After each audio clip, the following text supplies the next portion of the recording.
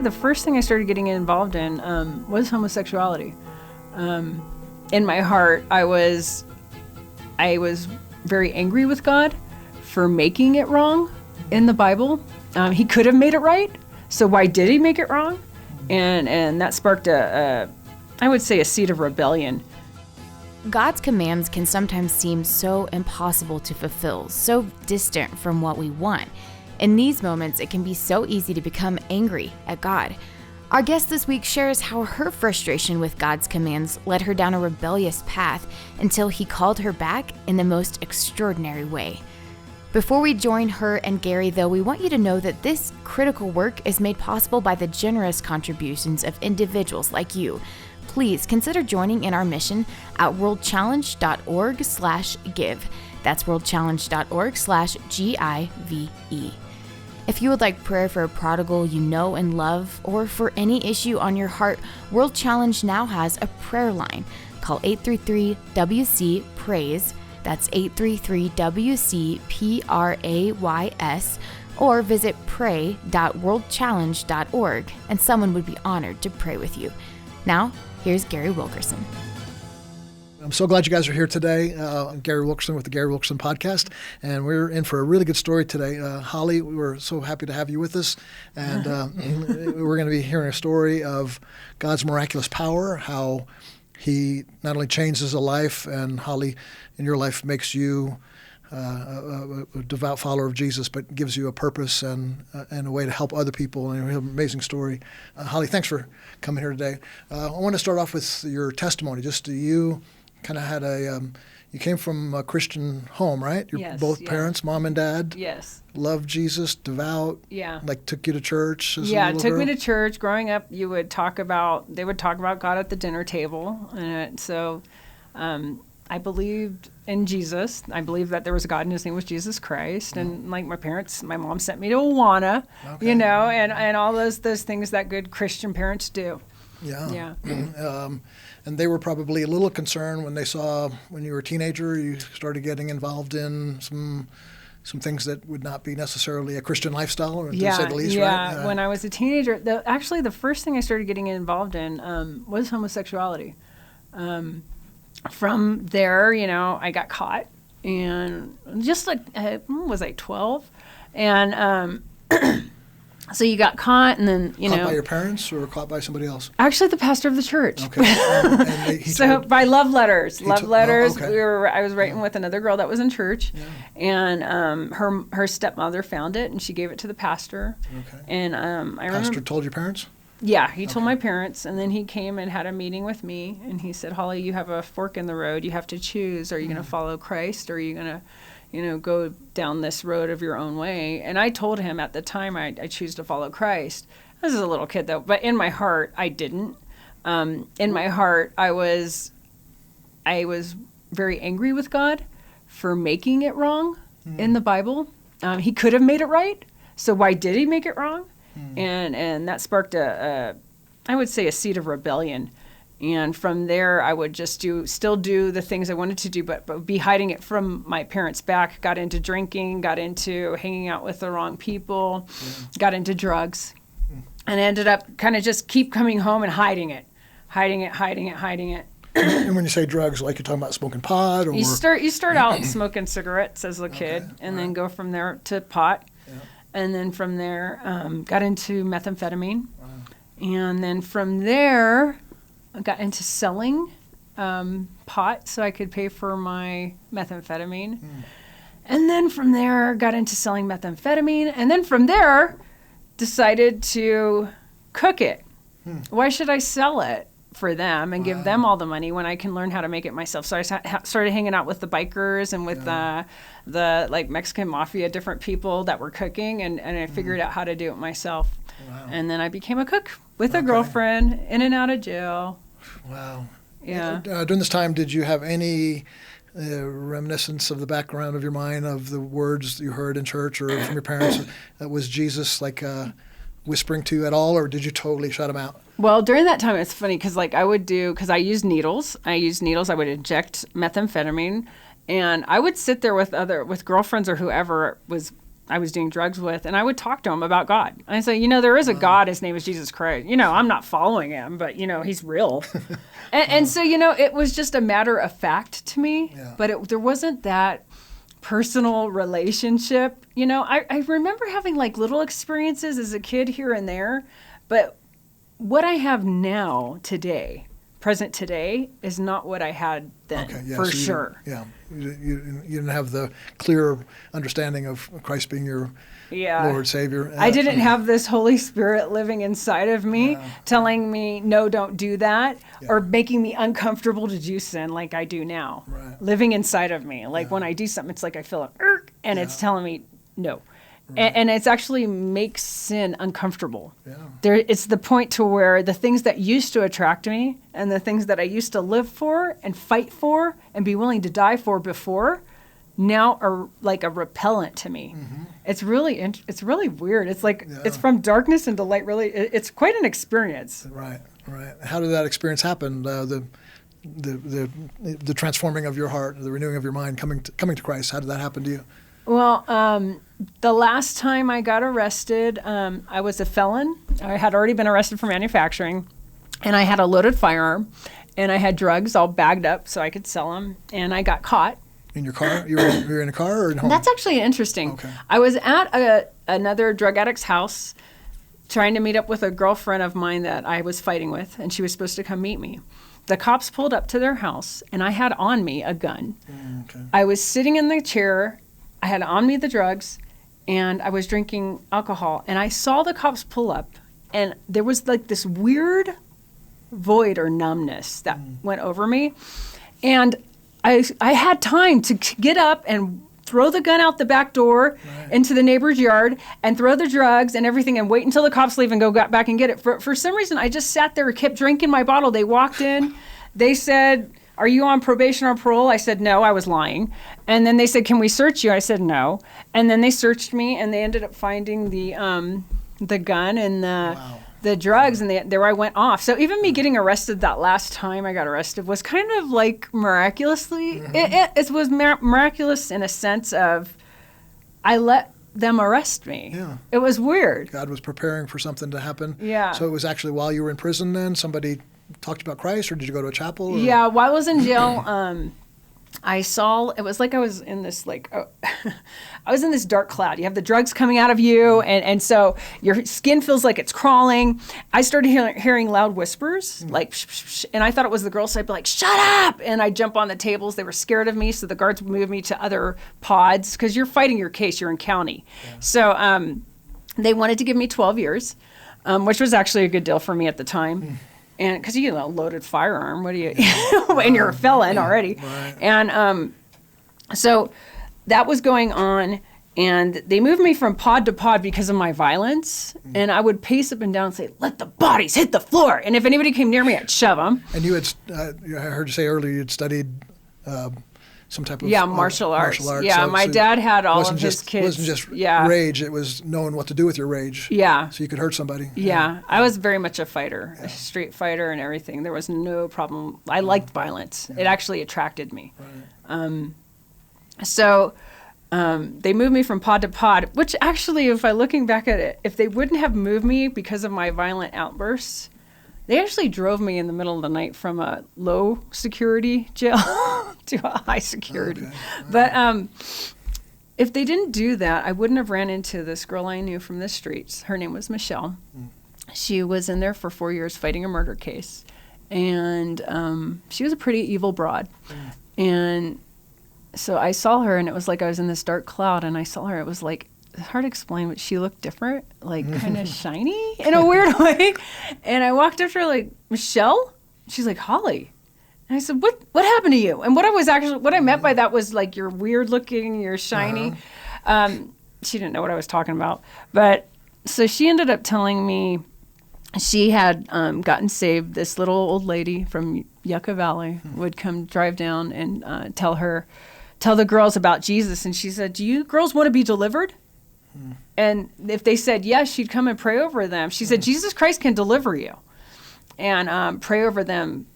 And Michelle was very demon possessed. So they would go into the Bible studies in county and stuff just to get out of your cell. You're locked down for like 22 hours. You just went out. So whatever it takes, I can get out and go into a room. Okay, I'll go there. Doesn't matter what you're going to talk about to them. Okay. So she said yes. The lady prayed for her. She fell on the ground doing a flop. Demons came out of her. And so she got saved. So that's what I was seeing, was this girl that I knew from the streets who was totally different. The inmates respected her. The cops respected her in county, and she was now the trustee. And there was just something different about her. Yeah. And during that time, I'm like this crazy, violent, homosexual, drug addict, violent, But there was something in her that I kind of wanted. Yeah. And so I called home and I called my mom and I said, can you send me a Bible? Mm-hmm. And so she sent me a Bible and I tried to read it. And it was just, I opened it. I was excited. I was in my little 2-man cell with my roommate. And I read it and it didn't make any sense to me. It went in my head and it spun around and it made me really mad. I was like, man, all you Christians. And I started saying something, I don't know. And I threw the Bible across the room. My roommate was supposedly a Christian, and she said something. I was like, shut up, lady. Mm-hmm. And then so she's like, I'm going to push the button. There's an emergency button because I scared her. I was like, no, you're not. You're not going to push the button. And because I knew if she did, they'd move my pot again, and I'd be away from Michelle. Okay. Right. So I had her up by the throat against, so she couldn't push the button where the cops can't see in the window, because you're just in a door. There's only a little tiny window, about a foot by maybe 4 inches. And so she's screaming. I'm like, shut up, lady. And then Michelle was out because she was the trustee. She came up to the door. She said, Holly, what are you doing? And I said, I'm tired of you guys telling me about the Bible. I try to read it. It's a bunch of jargon. And she said, you need to ask God to open your eyes before you read that. And she walked away, and I was like, whatever, And anyway, she walked away. I calmed my roommate down. She went on her bed and cried herself to sleep. And I got the Bible. I sat on my bed, and I said, God, open my eyes. And I opened it and I started reading, randomly opened it to Romans chapter 5. So, Romans chapter 5 and chapter 6 is how I got saved. And where it talks about how God demonstrated his own love towards us and how he died for the unrighteous. And as I was reading it, how he died for the ungodly, and you keep reading, it's like it was like something hit me. It's like the thought came to my mind, I'm ungodly. And also, whatever was keeping me from understanding what I was reading before, it's like God ripped it off. Yeah. He opened my eyes. I understood what I was reading, which was a miracle. Yeah. And as I kept reading, it talked about being a slave to sin. Don't you know whoever you choose to obey, you're that one slave whom you obey, whether of sin leading to death, of obedience leading to righteousness. But God be thanked, And as I'm reading that, I'm like, I'm a slave to sin. It was just like this revealing, I guess you'd say, of who I was. And it was shocking to me. I'm a slave. And then I was realizing all those years of drugs, all the lies I said, all the cons I did, and everything. And I knew that there was a God and his name was Jesus Christ. I knew that he died on the cross for my sin, but I also knew there was a Satan. And the thought came to me, I've been being conned. All my life, I thought I was doing what I needed to do to make me happy. Right. But I've been serving Satan. I've been a slave to him. And he's been robbing me. And so it was anger. And I was like, I'm such an idiot. And but then as I kept reading, but there was a choice. I could choose to be a slave I could choose to be obedient. Yeah. And the end of that is life eternal. And I was definitely an enemy of God. As you read through those chapters, you'll see that you're in enmity with God, you're an enemy of God.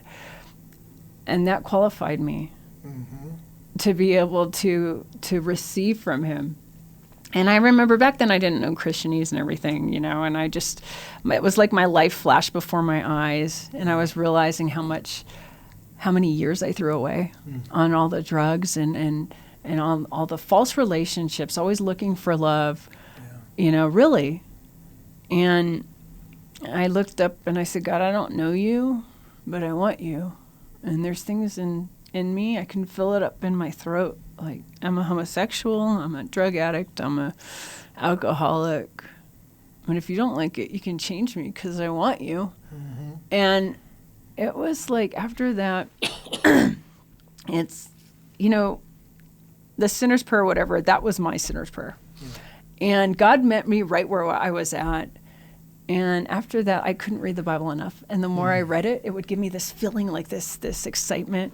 I'd come out of my cell, and before it was like, let the bodies hit the floor. And now it's like God gave me new eyes. And I would look at the women, and it wasn't like, oh, how can I get a candy bar from you? Or maybe I want to sleep with you.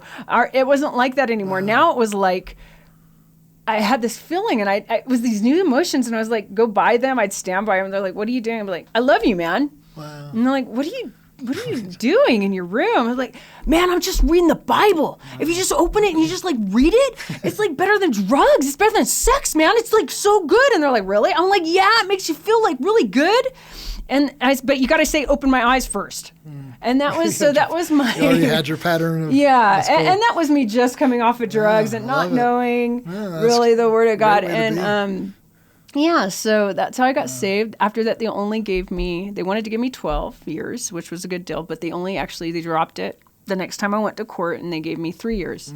And so I got 3 years, and I started to learn how to be a Christian in prison, which was good. I needed to be behind bars for that. Yeah. I ended up getting out in 1.5 years on good time. Good. And learned a lot. Yeah. I learned a lot, blew it a little bit, you know what I mean? Because you're just out of Egypt, going through that wilderness. Yeah, that makes sense. Yeah. Not getting, like, what do you mean, blessed are the meek? What does this mean, God? Like, I'll fight for you. Yeah. Like, what do you mean weak? And where God's like, okay, I'll show you here in prison. Wow. Because you can't learn it on the streets. You need to learn it here first. That's powerful. Yeah. After that, you went to Bible school? Yes. Yeah, in California? Yeah, I went to Calvary Chapel Bible College in Marietta. Excellent. And graduated. That's cool. That's a transition. Yeah. That's a real transformation. Yeah. And then now moving up to kind of more current things, you have from that time in Bible school, you got a call to do something a little bit unusual? Did you just kind of, because we will talk about this in a minute, you ended up in Cambodia for the last 10 years. You've been in Cambodia.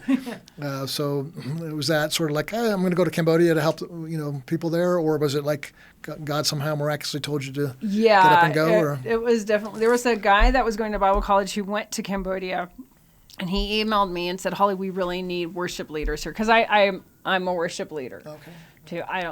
That's another story. But so I was like, well, I'll be praying and that God would send some people to Cambodia. I'll pray for you. So it was kind of like, I didn't want to go because I had in my drugs and stuff would go into Mexico a lot.